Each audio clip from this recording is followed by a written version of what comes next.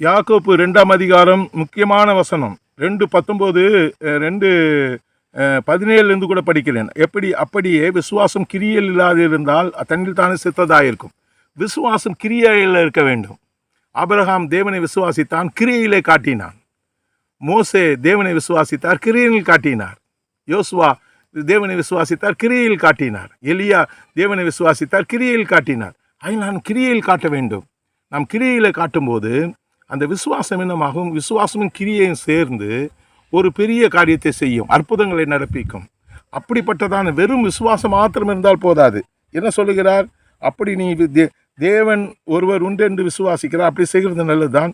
பிசாசுகளும் விசுவாசித்து நடுங்குகின்றன, அது இன்னும் பெரிய காரியம் இல்லையே. ஆனால் நாம் என்ன செய்ய வேண்டும்? ஆபிரகாமை போல விசுவாசித்து ஆண்டவருக்காக எல்லாவற்றையும் செய்ய ஆயத்தமாக இருக்க வேண்டும். நம்முடைய சரீரம், நம்முடைய ஆத்மா சரீரத்தை தேவனிடத்துக்கு ஒப்பு கொடுக்க வேண்டும். நாம் ஊழியங்களை செய்ய வேண்டும். ஆண்டவருடைய வசனங்களை அவர் அற்புதமாக மாற்ற வேண்டும். தீர்க்க தரிசனங்களை நிறைவேறத்தக்கதாக நம்முடைய வாழ்க்கை இருக்க வேண்டும். இப்படியாய் நாம் என்ன செய்ய வேண்டும்? நாம் ஆண்டவருடைய காரியங்களில் முன்னேற வேண்டும். எனக்கு அருமையானவர்களே, அப்படி செய்யும்போது ஆண்டவர் பெரிய காரியங்களை செய்வார்.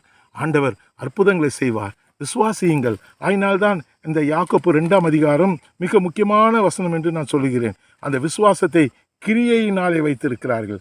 அதனாலே கிரியை இல்லாத விசுவாசம் அப்படியே ஆவியில்லாத சரீரம் செத்ததாக இருக்கிறது போல கிரியை இல்லாத விசுவாசம் செத்ததாக இருக்கிறது. கிரியை வெறும் கிரியை வேஸ்ட்டு, வெறும் விசுவாசமும் ரெண்டையும் சேர்த்து கிரியையும் விசுவாசத்தோடு ஒரு விசுவாசத்தை சொன்னால் அந்த விசுவாசத்தின்படி நாம் செய்ய வேண்டும். அந்த பெரிய விசுவாசத்தை கண்டேன். இயேசு எங்கே சொல்லுகிறார்?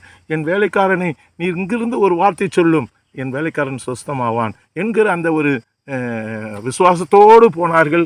அவர்கள் ரட்சிக்கப்பட்டார்கள். விசுவாசம் உங்களுக்கு அற்புதங்களை கொண்டு வரும், சுகத்தை கொண்டு வரும். அதை நீங்கள் நடைமுறைப்படுத்த வேண்டும், கிரியையில் கொண்டு வர வேண்டும். அப்படி கிரியையில் கொண்டு போது விசுவாசம் பெரிய காரியங்களை செய்யும்.